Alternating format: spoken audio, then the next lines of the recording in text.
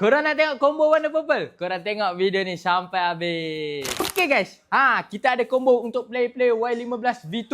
Korang akan dapat apa? Korang akan dapat cover set RC purple, stiker dah siap tanam. Korang akan dapat emblem timbul guys.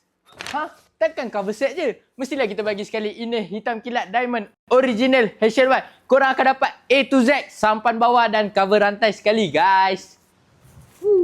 Set dah purple. Takkanlah pakai lampu standard. Ni kita bagi headlamp daripada Magic Boy. Korang boleh tukar warna menggunakan app je guys. Tak payah pakai remote dah. Headlamp dah pakai color-color. Takkanlah pilot lamp standard. Mestilah kena pakai color-color juga. Cover set dah dapat. Inner set dah dapat. Pilot lamp, headlamp pun dah dapat. Ni, kita bagi sekali rim Aji Racing Alpha custom dah siap getah guys. Korang akan dapat sekali disc Superfly 267. Takkanlah pakai rim warna hitam lagi.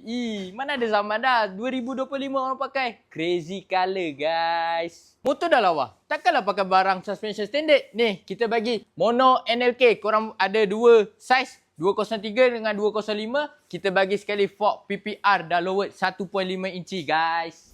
Master pump, kita bagi Project RP Superfly guys. Kita bagi sekali step udang. Ni, throttle grip samurai dengan spoiler color purple. Sistem standard, pakai single port je. Mana ada ni, kita bagi sekali Magic Boy 4 port untuk depan dan 2 port untuk belakang. Tak lupa juga kita bagi sprocket guide dengan hub sprocket untuk korang.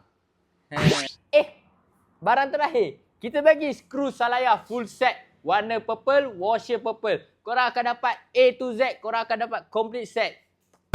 So, korang yang mana berminat dengan combo ni, korang boleh walk in saja kedai kita. Yang jauh boleh beli secara online. Okay?